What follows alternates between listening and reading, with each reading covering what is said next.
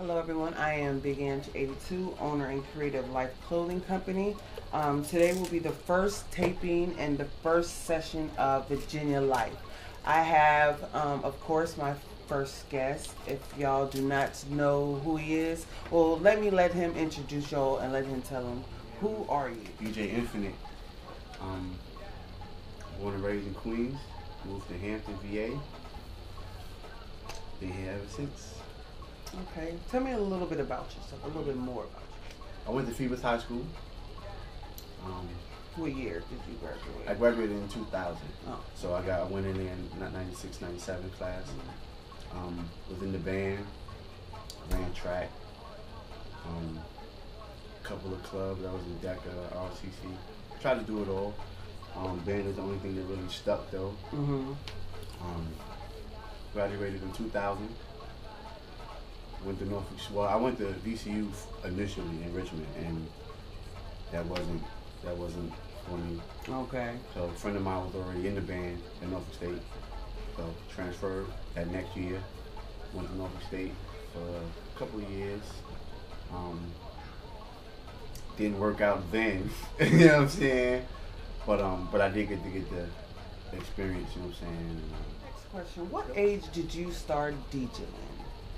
I started DJing in the 5th grade. That was my first turntable, Okay. Elementary school. And you were here? Yeah, by then, yeah. By 6th grade, I got a mixer and another turntable for Christmas.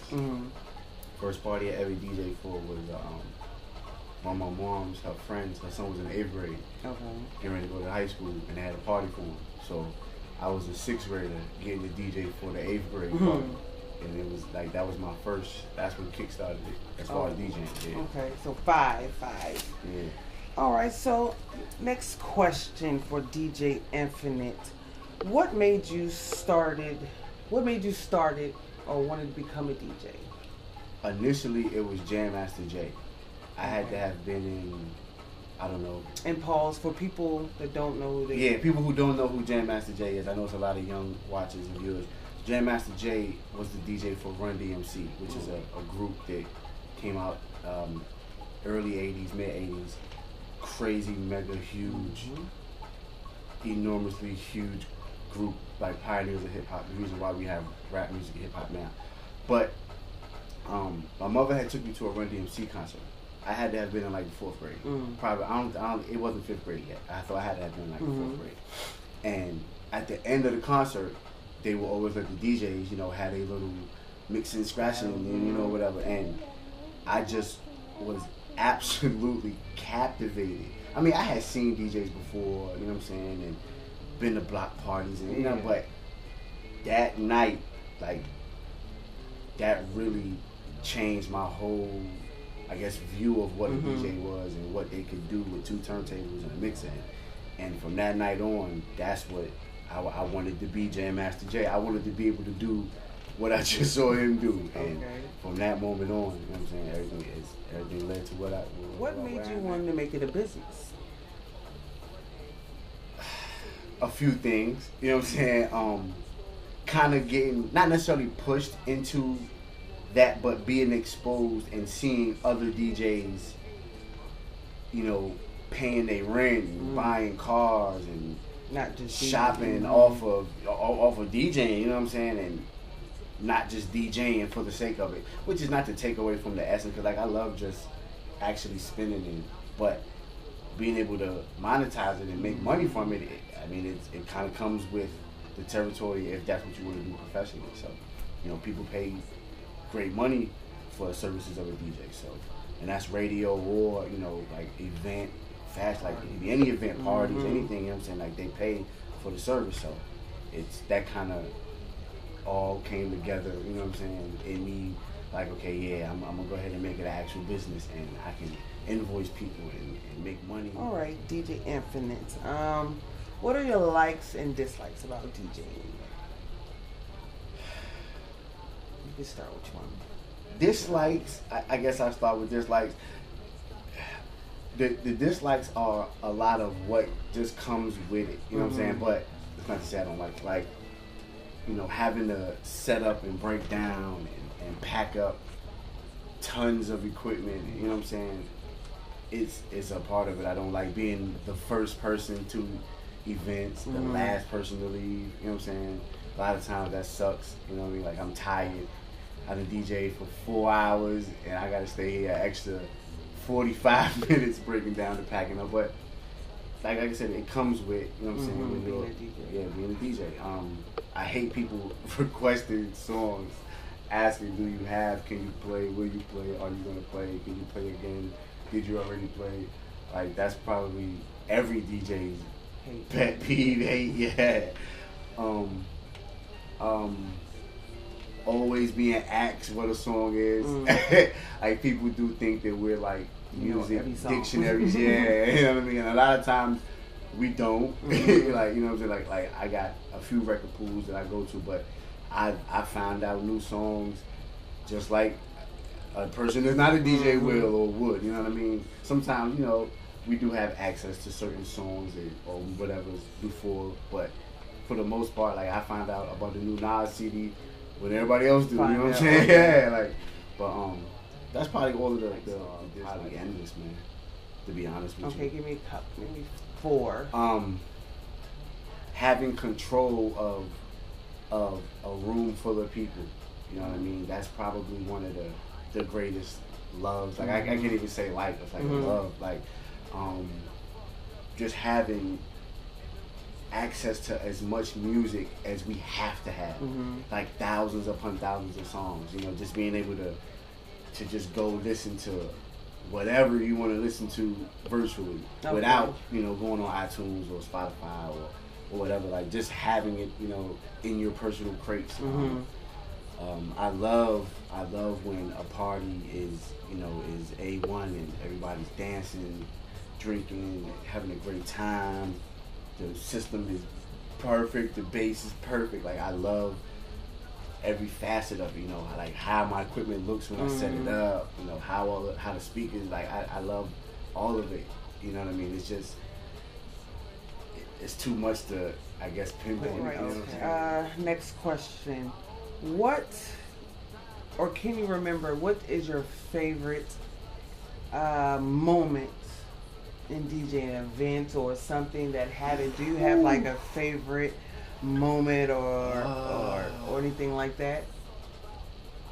Out of all my DJing, I would have to honestly say that.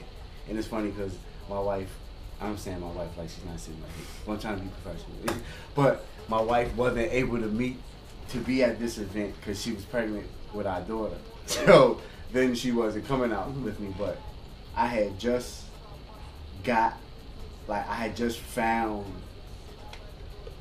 who I was about to be at this point. I feel like I wasn't DJ Infinite yet, but when my godbrother, you know what I'm saying, had the AHS popping, and it was 4th of July that year, you know what I'm saying, and we knew it was going to be jumping because we had already been doing, good all the weekends leading up to it. But I don't know what it was about that night. I think this was 2013. Yes, 13.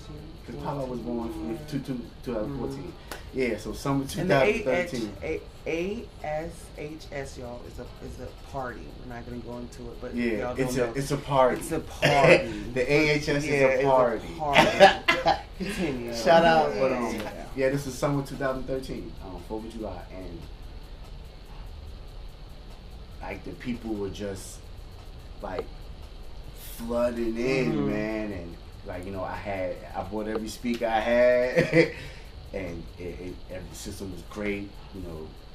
People were just coming in, and it was a point in the night where my godbrother B, he hopped on the stage. Like, I was set up on like this little stage type thing. So like my feet were like where people's heads were. Like, I was that high off the ground. You know what I'm saying? And it was a point where he hopped on the stage with me. Like, I thought it was about to break. Word. I was like, yo, what the fuck are you doing? He was like, yo, this shit is crazy. And like when you're zoning, and a lot of my DJs, like when you're zoning you look up, but it's not like a study look up. Yeah, Mm-hmm. I'm dropping hits. I'm zoning. I'm wigging on the mic. I'm zoning, and I hadn't really like looked up. Mm-hmm. And when he hopped on that stage and he was like, "Damn, nigga, yo, this shit is crazy." I looked up at the crowd and I was like, wow, amazing.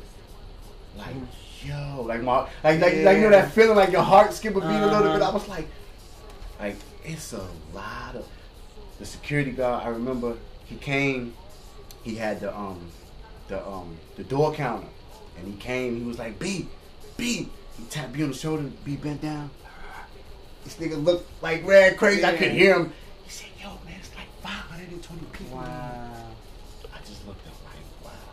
And I had it rocking. Like, I had it right where I wanted it. You know what I'm saying? At the time, like, it was, like, that was the epitome of what a DJ, like wants, you know what I'm saying, out of his events. You know what I'm saying? Like, that was my best night ever. And, I mean, I can remember countless dope nights, but that 4th of July was, like a moment in my time that I'll never cease, because I had, to that point, I had never DJ'd in front of that many people. You know what I'm saying?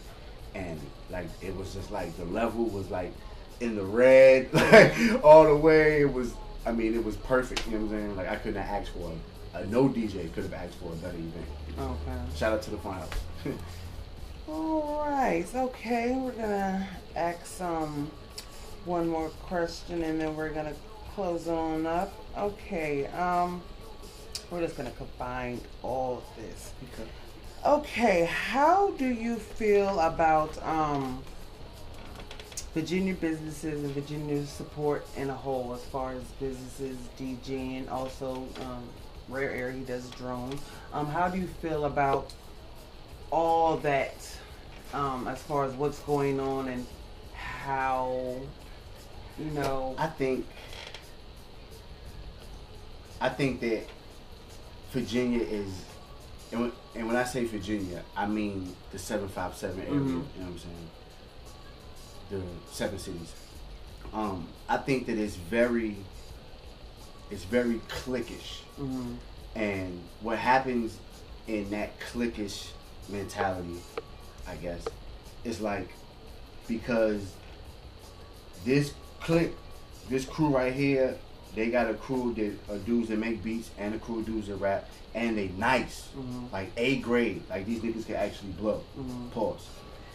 This clique over here, parallel, 3 niggas that make beats, dope rhymers, they actually could blow up in the game, but they won't rock with each other though.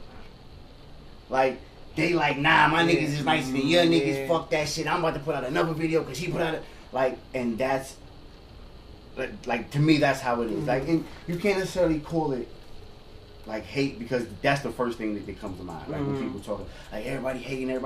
I don't necessarily think it's just people hating. I think it's people are afraid to like embrace with and nobody wants and to come work with. together. Yeah, like that's why Atlanta is like they are. That's why Florida is like Miami and Dade, Cali, Detroit, like all of these other cities and states where it's 8, 9, 10 rappers that dominate the game, even if it's for a summer. Like think about how many of the cities and states that have done it though. Like they got rappers and artists that are dominating the game 2, 3, 4, 5 months, a year, 2 years. Whether you don't hear from them again anymore, they did it though. And Virginia, for the life of me, like it's like we can't see past. Nah, son, nah.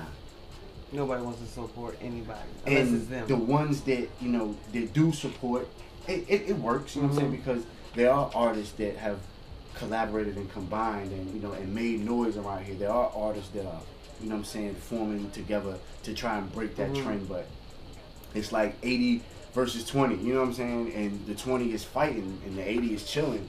But the 80 is all fucked up though. You know what I'm saying? That 20%, like we fighting. Like I love working with other producers. I don't give a fuck. I love it. I love hearing new beats that somebody else done made. I love working with other artists. Like that's the only way we gonna make it from where we at. It's been proven. You know what I'm saying? Like 2 Chainz ain't scared to rock with T.I. You know what I'm saying? Like they get money together. Like Rick Ross ain't scared to rock with Ace Hood or what's Kodak. Like Florida boys, we getting money then. That's everybody else's mentality except here. Here it's like nah, my man, nah. As far as DJing is very political, and I mean that in the sense of like you have promoters that are dedicated to the DJ that they've been rocking with. You have club owners that are dedicated to the DJ that they've been servicing.